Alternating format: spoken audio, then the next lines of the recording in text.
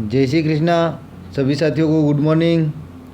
आप सभी दोस्तों का बहुत बहुत स्वागत है आपके अपने यूट्यूब परिवार एक सपना सरकारी नौकरी पर। साथियों, आपसे जो प्यार, आपसे जो सहयोग प्राप्त हो रहा है, वाकई में वो मेरी उम्मीदों से कहीं अधिक है। दोस्तों, मैं आशा करता हूँ कि मुझे आपका प्यार व सहयोग, समर्थन सदैव इसी प्रकार आगे भी प्राप्त होता रहेगा। और माता सरस्वती से प्रार्थना है मेरी कि जो सहयोगी, जो साथी मेरे साथ जुड़े हैं, जिनका प्यार, जिनका समर्थन, जिनका सहयोग मुझे प्राप्त है, माता सरस्वती अपनी कृपा करे। तो साथियों, कक्षा को अपने अन्य साथियों तक पहुंचाने में हमारा सहयोग करें। कक्षा को लाइक और शेयर ज़रूर करें। चैनल को सब्सक्राइब कर ले, नियमित कक्षाएं देखते रहे और अध्ययन करते रहे, है ना। तो दोस्तों, अपन राजस्थान कला एवं संस्कृति के बारे में अपन ने कक्षाएं शुरू की हुई हैं राजस्थान सामान्य ज्ञान में। तो उसमें अपना पहला जो अध्याय है वो चल रहा है लोक संत, राजस्थान के लोक संत और संप्रदाय।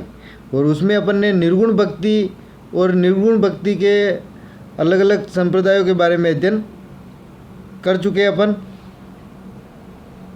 है ना। वो पूरा अपन ने अध्ययन 4 क्लासों में अपन ने उसके बारे में पूरा अध्ययन किया है। दोस्तों, आज अपन पढ़ेंगे सगुण भक्ति, है ना। जब लोक संत एवं संप्रदाय के बारे में अपन ने जब बेसिक के आधार पे डिस्कस किया था, लोक संत और संप्रदाय के, जब ये अध्याय अपन ने शुरू किया था तब इसका जो बेसिक अपन ने शुरू किया था, तो अपन ने बेसिक स्तर पे इसकी चर्चा की थी। तब अपन ने भक्ति के 3 प्रकार बताए थे, सगुण भक्ति, निर्गुण भक्ति और मिश्रित भक्ति। ज़्यादातर एग्जामिनर जो क्वेश्चन बनाता है वो निर्गुण भक्ति या फिर मिश्रित भक्ति जो है, जिसको सगुण और निर्गुण भक्ति का मिश्रण है, वहाँ से बनाता है। लेकिन कभी कभार सगुण भक्ति से भी वो क्वेश्चन बना सकता है। तो हमें ये हमारे सिलेबस में है और इसके ऊपर भी हमें पूरा ध्यान देना है ना दोस्तों। इसमें मुख्यतः यही पूछेगा कि इसके प्रवर्तक कौन है, कहाँ के है, क्या है। तो अपन इसके बारे में थोड़ी डिस्कस करते हैं। तो सगुण भक्ति अर्थात ईश्वर का एक आकार माना जाता है। सगुण भक्ति जो अब अपन ने शुरुआत में इसके बारे में चर्चा की थी, सगुण भक्ति के बारे में, तब भी मैंने आपको बताया था कि सगुण भक्ति अर्थात ईश्वर का एक आकार है, उसे एक रूप है, उसका एक रूप माना गया है और उसके आधार पर उसकी भक्ति की जाती है। और इसमें भक्ति का माध्यम भजन, संगीत, इन्हें भक्ति का माध्यम बताया गया है। जबकि निर्गुण भक्ति में ध्यान, योग, साधना, इनके द्वारा निर्गुण भक्ति में भक्ति को माध्यम बताया गया है। ठीक है दोस्तों, तो चलते हैं आगे, अपनी क्लास शुरू करते हैं।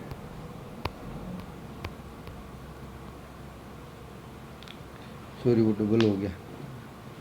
तो दोस्तों, सगुण भक्ति में अपना पहला संप्रदाय है आज का, वो है शैव संप्रदाय। शैव संप्रदाय जो शैवित्स संप्रदाय या इनके अनुयायियों को शैवित्स कहते हैं, और शैव संप्रदाय को शैव या शैवित्स इनके अनुयायियों को कहा जाता है। इस संप्रदाय के प्रमुख अनुयायी मेवाड़ के गुहिल शासक है। और ये शैव संप्रदाय, जैसा कि नाम से पता चल रहा है ना दोस्तों, ये तो शैव संप्रदाय में भगवान शिव की आराधना की जाती है ना।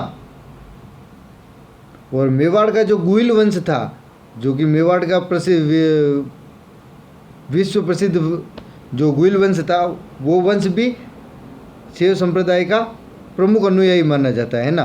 और शैव संप्रदाय की 4 प्रमुख शाखाएं हैं दोस्तों। तो पहली शाखा है इसमें कापालिक शाखा, जिसे भैरव या शिव का अवतार माना जाता है। दूसरी है लिंगायत शाखा, जो वीर शैव का संप्रदाय है, वीर शैव संप्रदाय है या वीर शैव संप्रदाय से मानी जाती है। तीसरी है काश्मीरिक शाखा और चौथी है पशुपति या पाशुपात शाखा, जिसे कि ये जो चौथी शाखा है इसके बारे में आपको ध्यान रखना है। पशुपति या पाशुपात जो शाखा है, इसे ही शैव मत शाखा भी कहते हैं, या इसे एक अलग पंथ भी कह सकते हैं अपन, शैव मत पंथ। जी इसके संस्थापक कौन थे? लकुलिश थे, है ना दोस्तों। शैव मत पंथ या पशुपति या पाशुपात पंथ जो शाखा थी शैव संप्रदाय की, इसके प्रवर्तक कौन थे? लकुलिश थे। ठीक है दोस्तों, ये जो पशुपति या पाशुपात जो शाखा है, इसमें दोस्तों ये जो शैव संप्रदाय है, इसके जो अनुयायी है वो दिन में अनेक बार भगवान शिव की पूजा अर्चना करते हैं, तन पर भस्म लगाते हैं। ये शैव मत संप्रदाय के अनुयायी होते हैं। ठीक है दोस्तों, और शैव संप्रदाय की प्रमुख पीठ पूछे तो एकलिंग जी मंदिर उदयपुर में है। गुइल वंश, मेवाड़ का गुइल वंश इनका प्रमुख अनुयायी था, और इनकी प्रमुख पीठ कहाँ है? एकलिंग जी मंदिर उदयपुर में है। ठीक है दोस्तों, चले आगे।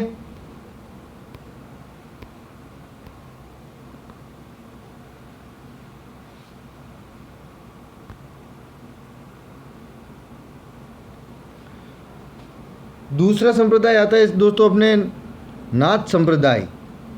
नाथ संप्रदाय, इसके प्रवर्तक जो है वो माने जाते हैं नाथ मुनि, है ना दोस्तों। लेकिन अगर इसके प्रथम गुरु पूछ लिया जाए, अगर नाथ संप्रदाय के प्रथम गुरु पूछ लिया जाए तो वो भगवान शिव को माना जाता है। ठीक है दोस्तों, नाथ संप्रदाय के प्रथम गुरु माना जाए तो वो भगवान शिव को माना जाता है, और इनके संप्रदाय के प्रवर्तक जो है वो नाथ मुनि है। इस संप्रदाय का जो प्रमुख केंद्र जो माना गया है राजस्थान में, वो प्रमुख केंद्र तो इनका महामंदिर जोधपुर है, लेकिन इनके 2 शाखाएं हैं, उसके बारे में भी अपन आगे चर्चा करेंगे। और नाथ संप्रदाय के प्रमुख अनुयायी मान सिंह थे। ठीक है दोस्तों, नाथ संप्रदाय के प्रमुख अनुयायी मान सिंह थे। और इस संप्रदाय की जो मैंने अभी आपको बताया ऊपर, इस संप्रदाय के 2 शाखाएं, एक तो है माननाथी पंथ जोधपुर में, और दूसरी है बैराग पंथ या बैरागी पंथ, जो कि राता डूंगा पुष्कर इनका प्रमुख पीठ है। तो अगर एग्जामिनर प्रश्न पूछे कि बैरागी पंथ की प्रमुख पीठ कहाँ है, तो वो है राता डूंगा पुष्कर। माननाथी पंथ की प्रमुख पीठ कहाँ है, तो वो है जोधपुर में। ठीक है दोस्तों, और नाथ संप्रदाय के प्रमुख संत जो थे आयस देवनाथ थे, ये मान सिंह के गुरु थे। मान सिंह जो कि नाथ संप्रदाय के प्रमुख अनुयायी थे। नाथ संप्रदाय के प्रमुख अनुयायी कौन थे, तो मान सिंह थे। और नाथ संप्रदाय के प्रमुख संत कौन थे, आयस देवनाथ थे। नाथ संप्रदाय के प्रवर्तक कौन थे, तो नाथ मुनि थे। और अगर एग्जामिनर ये पूछे आपसे कि नाथ संप्रदाय के प्रथम गुरु कौन थे, तो वो प्रथम गुरु जो है उसे नाथ संप्रदाय में भगवान शिव को माना जाता है। और गुरु गोरखनाथ भी नाथ संप्रदाय से ही संबंधित थे। ठीक है दोस्तों, जिन्होंने 11वीं 12वीं शताब्दी में जिनका कार्यकाल माना जाता है, जिन्होंने इसके बिखराव को एकत्र किया, नाथ संप्रदाय में जो बिखराव था उसे एकत्र करने का काम किया था गुरु गोरखनाथ ने। वो नाथ संप्रदाय से ही संबंधित थे। ठीक है दोस्तों,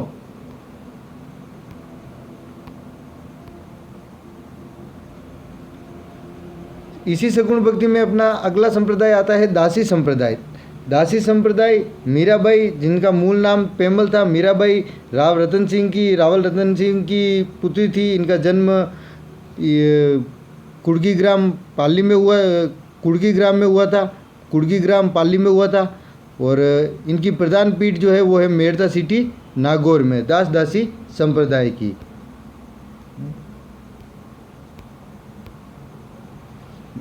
अच्छा, मीराबाई या दासी संप्रदाय की प्रमुख रचनाएं या ग्रंथ हैं, तो वो है टीका राग गोविंद, नरसिंह मेहतारी हुंडी, रुक्मण मंगल और गीत गोविंद। अक्सर एग्जामिनर का इसमें से फेवरेट क्वेश्चन रहता है गीत गोविंद की रचना की, तो वो मीराबाई। ठीक है दोस्तों,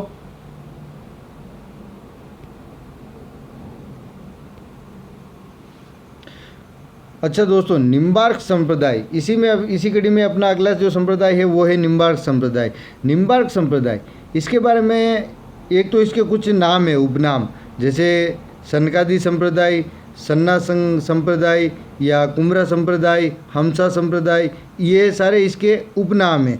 तो एग्जामिनर ये प्रश्न पूछे हुए भी है और वो पूछ भी सकता है। मैं बिल्कुल जो प्रश्न पूछे हुए हैं वहीं से वही नोट्स बना के आपके सामने लेके आया हूँ, है ना दोस्तों। तो ये सनकादि संप्रदाय किसे कहते हैं, तो वो निम्बार्क संप्रदाय को ही सनकादि संप्रदाय या हमसा संप्रदाय, सन्ना संप्रदाय, कुमरा संप्रदाय आदि उपनामों से निम्बार्क संप्रदाय को ही जाना जाता है। ये द्वैतवाद, द्वैत अद्वैत यानी कि द्वैतवादी का वैष्णव धर्मशास्त्र सिखाता है। अच्छा दोस्तों, वैष्णव धर्मशास्त्र में एक और सबसे इम्पोर्टेंट बात, ध्यान देना इस बात पे, है ना, दूसरों से एक कदम आगे रहना सीखो, ठीक है ना दोस्तों। वैष्णव धर्मशास्त्र में वैष्णव धर्म के 4 प्रकार बताए गए और उनमें सबसे प्राचीन जो संप्रदाय बताए गए, उन चार संप्रदाय बताए गए, जो वो 4 संप्रदाय है श्री संप्रदाय, ब्रह्म संप्रदाय, रुद्र संप्रदाय और निम्बार्क संप्रदाय। तो ये जो निम्बार्क संप्रदाय है ये सबसे प्राचीन संप्रदाय माना जाता है। कौन सा संप्रदाय माना जाता है, ये सबसे प्राचीन संप्रदाय माना जाता है, ठीक है दोस्तों। अच्छा, एक जो दासी संप्रदाय है उसमें मीराबाई का जन्म याद रखना दोस्तों 1498 ईस्वी, है ना, ये भी याद रखना। निम्बार्क संप्रदाय के प्रवर्तक निम्बकाचार्य जी थे। इनका प्रमुख ग्रंथ वेदांत परिजात भाष्य थे और एक निम्बार्क संप्रदाय की प्रमुख जो पीठ है वो दोस्तों यहाँ नोट्स में नहीं है, मैं यहाँ लिख देता हूँ और आप अलग से लिख देना। प्रमुख पीठ इनकी जो है वो है सलेमाबाद, ठीक है दोस्तों। निम्बार्क संप्रदाय की प्रमुख पीठ जो है वो है सलेमाबाद, ठीक है दोस्तों, रूपनगढ़ नदी के किनारे, है ना, रूपनगढ़ नदी के किनारे, ठीक है दोस्तों। इसके बारे में आप और ये 2 लाइन और अपनी तरफ से ऐड कर लेना।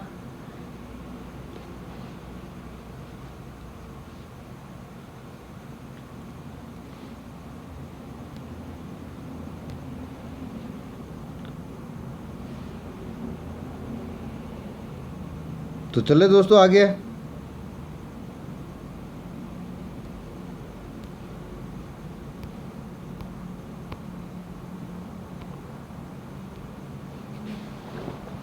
बिल्कुल दोस्तों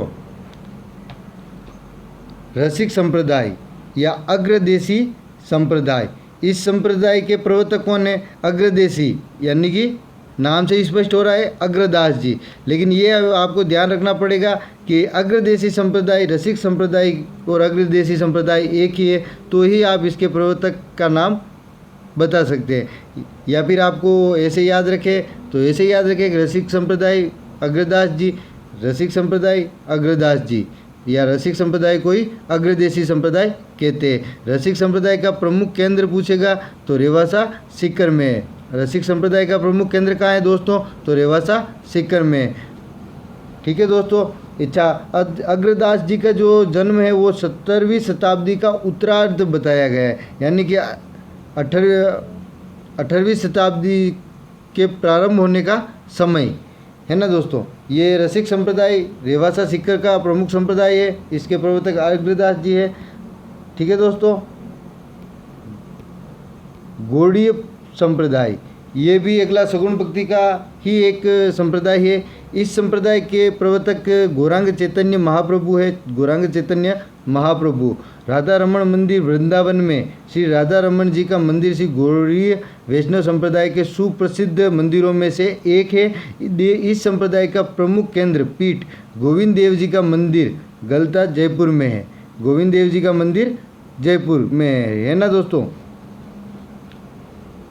गौड़ीय संप्रदाय प्रमुख अनुयायी कछवाहा वंश के शासक अपने आप को गोविंद देव जी का दीवान मानते हैं, यानी कि जयपुर का जो कछवाहा वंश के जो शासक हुए थे वो अपने आप को गौड़ी संप्रदाय के प्रमुख अनुयायी बताते हैं और वे अपने आप को स्वयं को भगवान गोविंद देव जी का दीवान बताते हैं, है ना।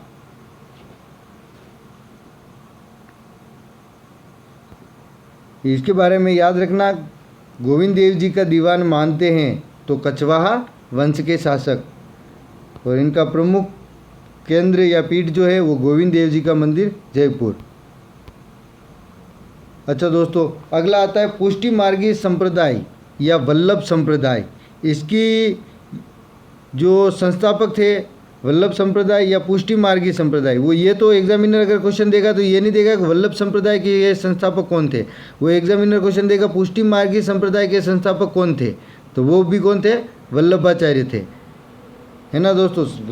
वल्लभाचार्य ने पुष्टि मार्गी संप्रदाय या वल्लभ संप्रदाय की स्थापना की। और वल्लभाचार्य जी किसकी पूजा करते थे, तो ये राधा जी की पूजा करते थे। और इसका प्रमुख जो केंद्र है वो नाथद्वारा राजसमंद में है। नाथद्वारा जिसका प्राचीन नाम क्या है, सिंगाट। नाथद्वारा का प्राचीन नाम क्या है, सिंगाट, जो कहाँ पे है, राजसमंद में है, जहाँ की पिछवाइया प्रसिद्ध है ना।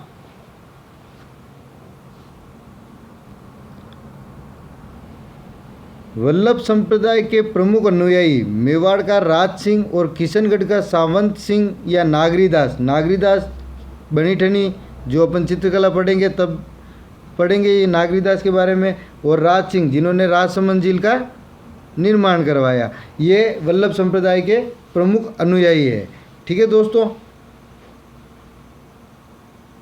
और वल्लभ संप्रदाय को पुष्टि मार्गीय संप्रदाय भी कहा जाता है। ठीक है दोस्तों, चले आगे। रामानंदी संप्रदाय, नाम से ही स्पष्ट है, प्रवर्तक रामानंद जी। इस संप्रदाय का नाम श्री संप्रदाय या रामानंद संप्रदाय या वैरागी संप्रदाय भी है।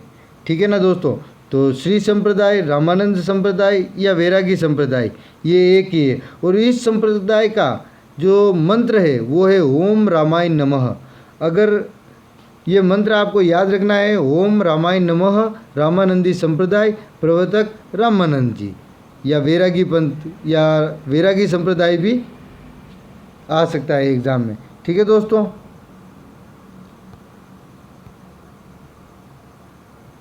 एक दोस्तों तेरापंथी संप्रदाय। तेरापंथी संप्रदाय जैन धर्म का है और तेरापंथी संप्रदाय के प्रवर्तक आचार्य भिक्षु स्वामी हैं। इस संप्रदाय का प्रमुख केंद्र या जो पीठ है तेरापंथी संप्रदाय की वो जोधपुर में है। इसके अन्य केंद्र भी जोधपुर, कंटालिया गांव जोधपुर में है। तेरापंथी संप्रदाय के प्रमुख अनुयायी जैन श्वेतांबर है। ठीक है ना, जैन धर्म में भी दो प्रकार के जैन होते हैं, श्वेतांबर और आडंबर। तो जो जैन श्वेतांबर है ये तेरापंथी संप्रदाय के प्रमुख अनुयायी जैन संप्रदाय माने जाते हैं। ठीक है दोस्तों, एक आए सेट, ये अंतिम छोटा सा संप्रदाय है रुद्र संप्रदाय, और इसके संस्थापक या प्रवर्तक है तो विष्णु स्वामी या वल्लभाचार्य ही है। अच्छा, वल्लभाचार्य और किस संप्रदाय के संस्थापक है, तो वल्लभ संप्रदाय के, पुष्टि मार्गीय संप्रदाय के। ठीक है दोस्तों, इसी के साथ अपना सगुण भक्ति जो थी वो जहाँ जहाँ से क्वेश्चन बन सकते हैं वो मैंने पूरा आपको क्लियर करवा दिया है एक ही छोटी सी क्लास में। तो एक बार इस वीडियो को अपने सभी दोस्तों तक ज़रूर शेयर कर दे और अपने पास वीडियो पूरा देखें और अपनी नियमित क्लासें देखते रहे, अध्ययन नियमित करते रहे। इसी उम्मीद के साथ मिलते हैं अब अपनी अगली क्लास में पुनः। ठीक है दोस्तों, तो क्लास को लाइक ज़रूर करें, शेयर ज़रूर करें, चैनल को सब्सक्राइब कर लें। आपका सहयोग इसी प्रकार समर्थन मुझे मिलता रहे और मैं आपकी उम्मीदों पे खरा उतर सकूं। माता सरस्वती मुझे ऐसी शक्ति दे। चलिए दोस्तों, मिलते हैं अगली क्लास में।